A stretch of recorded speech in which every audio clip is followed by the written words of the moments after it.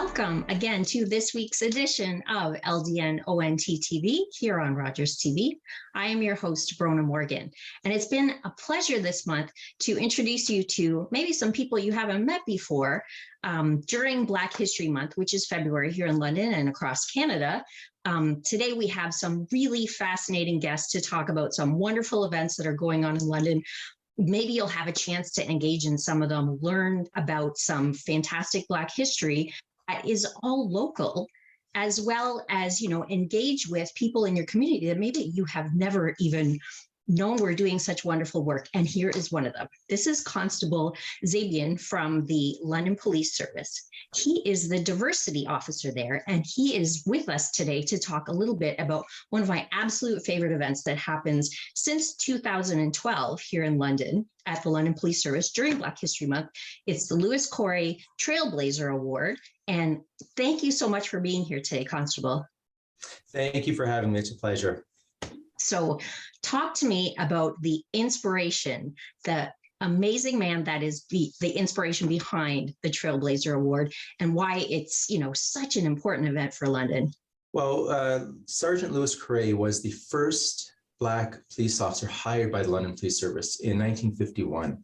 And this was during a time of racism, racial segregation, a very challenging time, and he succeeded. He had a 30-year career. He did a wonderful job, retired as a sergeant from our fraud unit. And he overcame all those challenges and obstacles during his career. And he's an inspiration for us. And that's why we have this award ceremony in honor of him. And I'll explain more about that in a minute there. So, 1951, he was an officer for 30 years, and he's still involved with this award as well. I think recently the London Police Service named a community room after Sergeant Correa as well. At our very own headquarters, we have a special community room designated in his honor. And in this room is used for many functions and meeting members of our community and events and classrooms and stuff like that. Fascinating. All right. So Trailblazer Award, what's the inspiration behind the award, and how do particularly young people, because we really do like to engage young people on this show, which talks a little bit about politics and current events, but their voices are so important. So talk to us a little bit about the award itself. Absolutely. In honor of Sergeant Correa, this award is open to applicants from our Caribbean, African, Black, Canadian communities, high school youth from across the city that excel in their academics, their social responsibilities. And what they do is any high school student from the city would go to our website and apply. And it's either a 1 or 2 minute video or an essay, something inspiring about why Black History Month is important to them, what it means to them. And the top 3 winners get bursary money to their education, their university or college of choice. So this is, again, all inspired by Correa. This is our 11th year doing it, and it is one of the best events we host every year in the month of February. So I know that you've had some really inspiring speakers come, and I believe this year, I think that we're going to be airing our broadcast a little late for people to sign up, but I'm pretty sure that they can watch it later on. Who's the inspiring speaker this year? Well, our guest of honor, our speaker, is none other than our Olympic champion, Damien Warder. Canada's best athlete of the year, 2020 Olympic gold medalist in the decathlon. He is a truly humble, genuine, wonderful human being, a London native, and a great role model for our youth. Absolutely. So incredible event. I know there are a lot of really inspiring young people. And in your role as diversity officer and being involved with this event over the last few years, talk to me about some of the really inspiring stories that the young people have been telling. Like, what are some of the essays about? What are some of the videos that you've heard, and how they've been inspired by this story? Some of these youths and these students, when you look at their life of how they arrived to Canada, a lot of the applicants and the winners are not born in Canada. They've immigrated to Canada through some really tragic and horrible situations, war-torn countries, but it's how they've excelled, with the Canadian dream. Their marks are straight A's. Their socially volunteer work is amazing. These are truly heartwarming stories, and they really, I am so privileged and honored to be a part of it, to help select these winners, because they really deserve it. fantastic. And I've been so lucky to be able to attend this event when it used to be in person, and hopefully we'll be getting back to that pretty soon as well. Now, I'm sure your job as diversity officer involves a lot more than this event. So can you talk to me just a little bit for a couple of minutes about what the diversity officer does at London Police Service? So as part of the diversity officer, I deal with all of our community-based partners, all of our faith-based groups, and we're contacting them, we're communicating with them, we are attending all types of functions and events. Whatever the community's concerns are, we meet as a partnership, as a joint venture. How do we solve this issue? What's the problems? How do we better ourselves, right? So it's a lot of working with our community, building relationships, approaching. If we don't have a relationship with a certain community group, I will approach them and say, hey, let's talk. I want to get to know you. How can we be friends? How can we help? I want to attend your event. You have a festival? Great. I'd love to attend. Let me learn from you and you learn from me. And also we go out and talk to the youth. I've had a lot of requests from our Sikh community, for example. They want to have an education night with their youth about policing and what police officers do. And the same thing from Jewish London, our Jewish community. So it's various events like that we deal with, as well as we follow up with incidents in our city with hate crimes and stuff like that, meet with victims and follow up to make sure they have the proper support. Very big job. So if, to add to your, I guess, pretty big pile of work, if I wanted to get in touch with you as a community group or somebody that wants to get in touch with the diversity office, how do I do that? Email me at diversityofficer@londonpolice.ca, or my cell number is 226-268-4833. And whatever your request is or idea, we'll discuss it and we'll move forward together. Fantastic. And you're really easy to talk to. So I hope people feel encouraged to reach out, help our diversity officer get to know more about the community and, really interact with our police service, who does such a fantastic job of supporting our community. So thank you so much for being with us, Constable Z. We're going to have to take a short break and we'll be right back with more LdnOnt TV.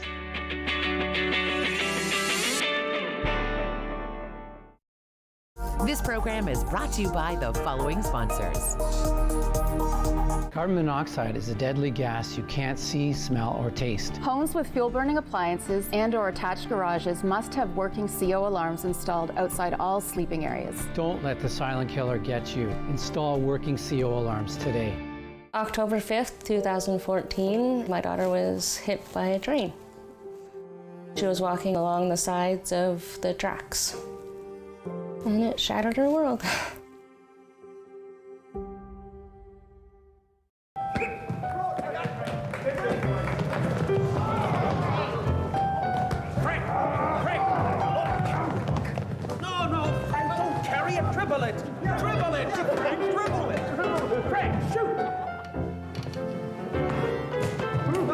Is this some kind of Canadian joke, sir?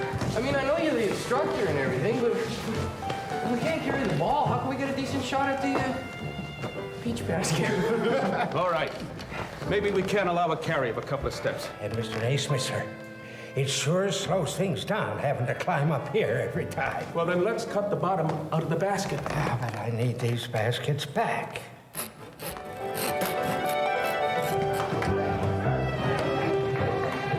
100 years after James Naismith from Almont, Ontario invented it, basketball was being played by hundreds of millions of people around the world.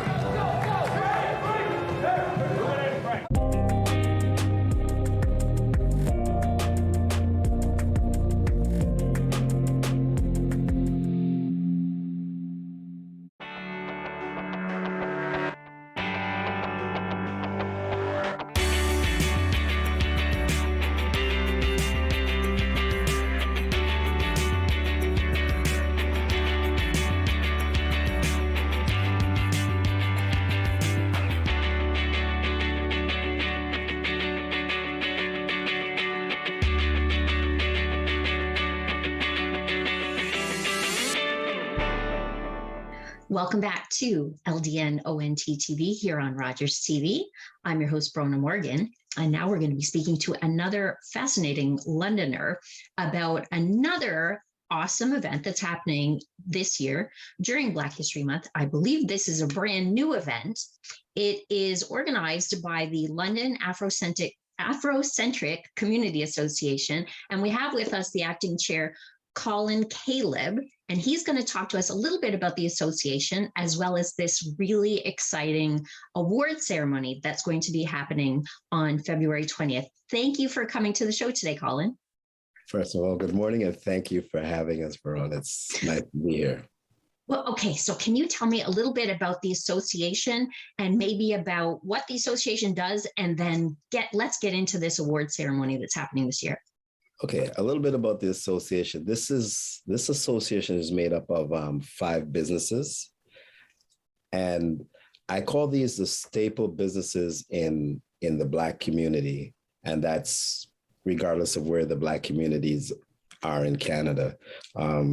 If you look in any Black community, you'll see our hair salons, our barbershops, our restaurants. So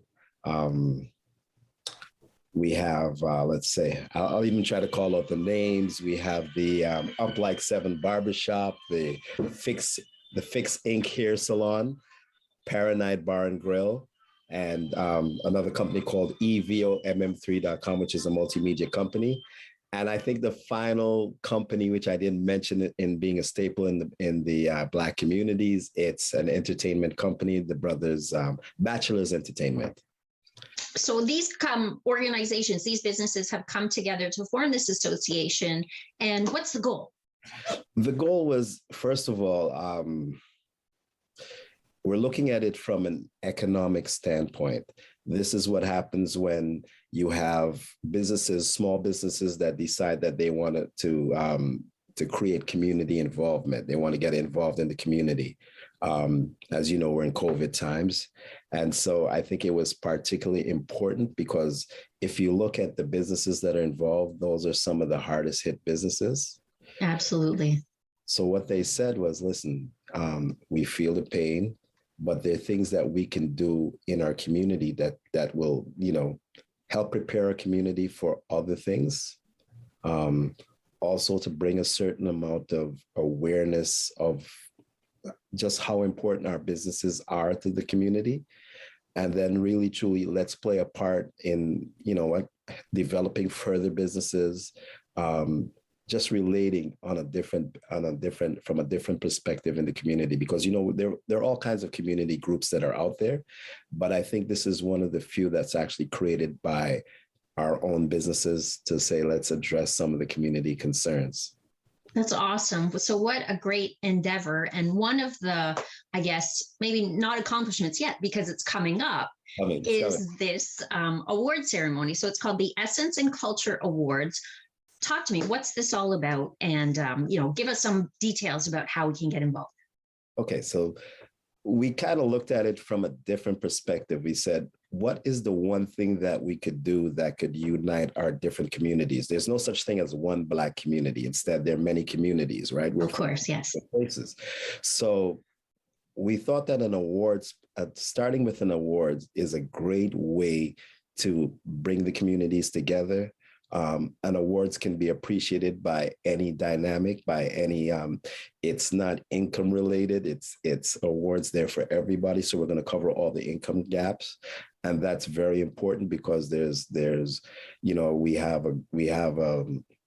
we have, let's say, a lower income gap, a lower income community that's a little bit above the norm or percentage wise in Canada. That's, we place very high in that percentage. And we wanted to reach out to them and say, listen, there's a place here. I know we're all going through certain things. Let's celebrate. So the Essence and Culture Awards is meant to it's a celebration. It's recognizing who we are in the community and what part we play in the community.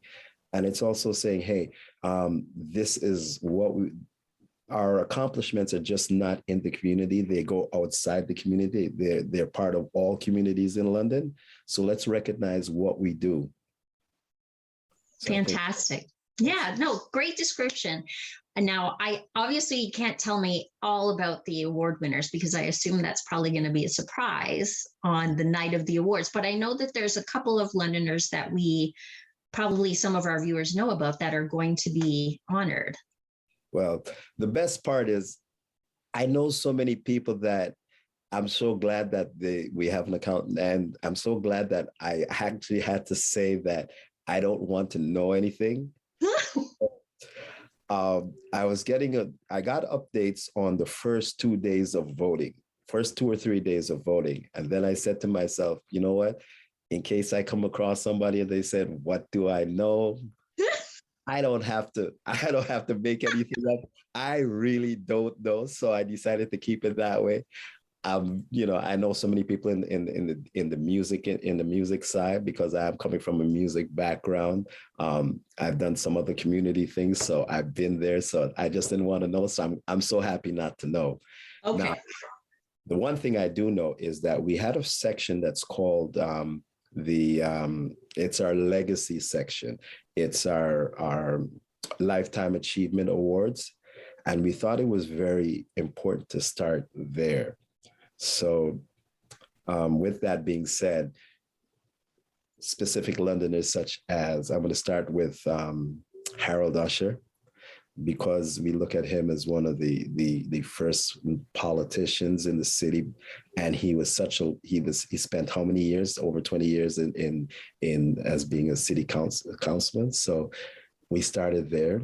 Then we decided that we're also going to recognize the next wave, which includes Mohammed Saleh, and of course, our newest, our very first woman member of parliament for the Liberal caucus, Ariel Kayabaga. So that's where we went on the political side. We also wanted to honor Carl Cardigan for his work with the London Black History Coordinating Committee. I always get that wrong. London Black History Coordinating Committee. He's been at it for over 20 years. And because they play an integral part in the Black History Month celebrations, we thought it would be only fitting. We decided also to honor the Macaulay brothers' contributions to music. They've also been at it for a very long time, not only in creating music, but in also developing artists. They're in the management side, and very, very, very dynamic brothers, I might add, because of what they're doing in the community as well. And I think there's a big arts focus with the event. I know it's going to be a lot of fun. We only have a little bit of time left. So for people who want to either attend or get involved with the event, can you give us like the quick Cole's Notes version of how to get involved? Get involved. The event is this Sunday. It starts at 5, it ends at 9. The website is www.ecawards.ca. And for info at ecawards.ca. Info at ecawards.ca. Just hit us up and we're on Facebook, we're on all social media, but info at ecawards.ca. And yeah, that's it. Okay, so no more. Info at EC Awards, sorry.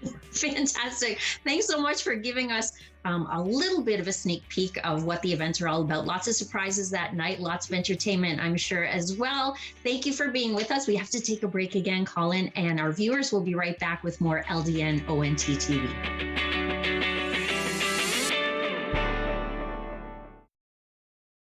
This program is brought to you by the following sponsors.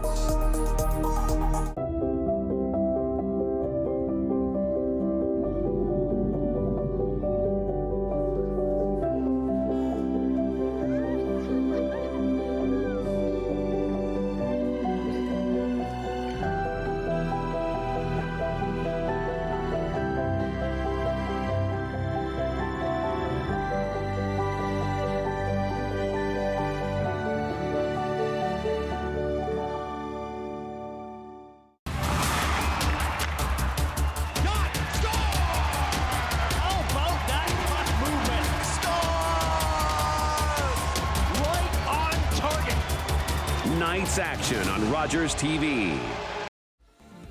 Hi everyone, my name is Dr. Mario Elia, and I'm the host of a new show here on Rogers TV that we're calling Keeping London Healthy with Dr. Mario. So tune in Wednesdays at 6:30 p.m. and we'll see you then.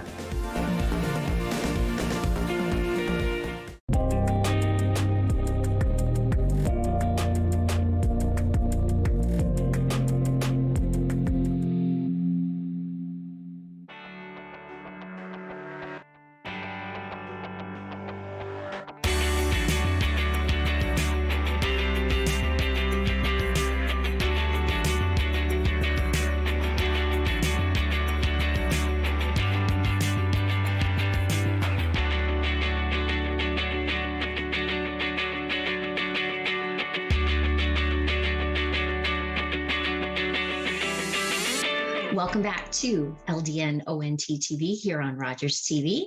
I'm your host, Bronagh Morgan, and now we're joined by yet another fascinating guest. This is the segment that we usually talk to a young person, and so a member of the under 30 set is with us today. His name is Rami Jamalalil, and he and his brother are involved in a couple of initiatives that they kind of have started on their own. One of them is a new initiative called Physical Activity, A Gift for Us All, which gets youth from underserved communities involved with physical activities for so many, really great reasons. Welcome to the show, Rami. Thank you. Pleasure to be here. So talk to me about you and your brother, why you decided to go down this road to help other youth in the community get more physically active. Of course. My brother and I had a unique upbringing, growing up with a single mother as BIPOC youth. We understood kind of some of the barriers and struggles that come with that type of environment, lack of role models, financial barriers, cultural gaps when it comes to parenting and these types of things.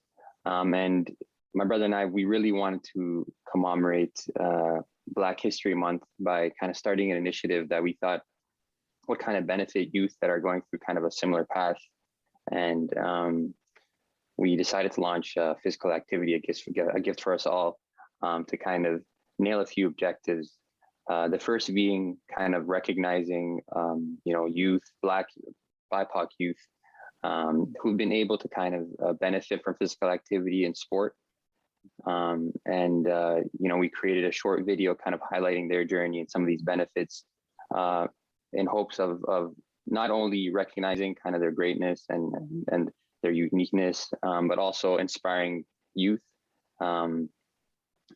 Just kind of being aware of kind of some of the events that have taken place in the last year. There's been some dark times for youth, especially when it comes to certain unfortunate events. And we thought it was a good opportunity to kind of inspire and to provide youth with an outlet in which they might have not been able to have access to otherwise. So you and your brother obviously must know firsthand the benefit of being involved with physical activity. What kind of sports are you and your brother involved in? Definitely. Growing up, I played basketball growing up. Redone played a lot of football, a lot of basketball, and just now recently, I've personally taken up physical activity. Sorry, not physical activity, but working out and yoga. And the benefits are endless, to be honest. Just from building a sense of confidence. To being one of the best de-stressors, learning about resiliency, hard work, discipline, respecting your body, all of these things, teamwork and leadership. These are many of the benefits of physical activity, and one of the most important ones, honestly, I think, is just kind of the mental health benefits. Sometimes, growing up, like I said, first generation immigrant, sometimes mental health can be a taboo, kind of just an unknown. So a lot of the times growing up, it's your only form of therapy. And it's really important, especially in today's day and age with kind of social media and the pandemic. I think our generation has to pay extra careful to their mental health and to kind of how they go about doing certain things. So yeah, sport and physical activity, definitely important for youth, just for all of us, to be honest. And so obviously there's been a lot of barriers to, getting involved in physical activity during the pandemic, and in particular for young people, because extracurriculars have been cut at school. There haven't been the same kind of opportunities. So the way that you are implementing your initiative, is there an online as well as a, in-person component? How do people get involved? Yeah, awesome. So fortunately, we've been able to collaborate with Good Life Canada, the largest gym in the country. And there's a number of locations. So we've been able to provide these youth with memberships that gives them access to these locations. And in addition to them having access to physical locations, there's also like an online segment where they can learn courses like yoga courses and homework, HIIT workouts. So yeah. Fantastic. Now, if somebody wants to get involved with the initiative, how do they get in touch with you? So if with respects to donors and people that want to participate, they could reach out to our socials. We're on Instagram, we're on Facebook, we're on Twitter, Virtue25, on a blog. So yeah, shoot us a DM, shoot us an email. But yeah. And London Blog is an initiative that started earlier. So can you give us just a quick version of what that was all about? Yeah, London Blog is just a BIPOC run media platform that that kind of curates content for millennials and Gen Zs. Yeah.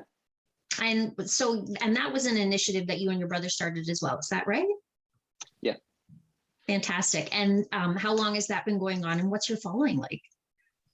That's been going for just under 2 years now.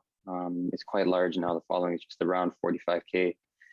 We've also launched Virtue25, a media production company that's kind of allows us to shoot high production videos, such as a video we shot for physical activity, a gift for us all. So yeah. Awesome youth doing inspiring things. We started our show talking a little bit about the Corrie Trailblazer Award. So, yeah. So many ways for young people to get involved this month and all year long with their community, physical activity, writing essays, being inspired by the leaders in the London Black community from the past, the present, and the future. Thank you so much for being with us today, Rami, and telling us a little bit about your initiatives. Thanks to all our guests, Constable Z, Colin from the Essence and Culture Awards, and thank you, viewers, for being with us for this edition of LdnOnt TV. We hope you'll tune in again next week. I'm your host, Bronagh. Thanks for being here.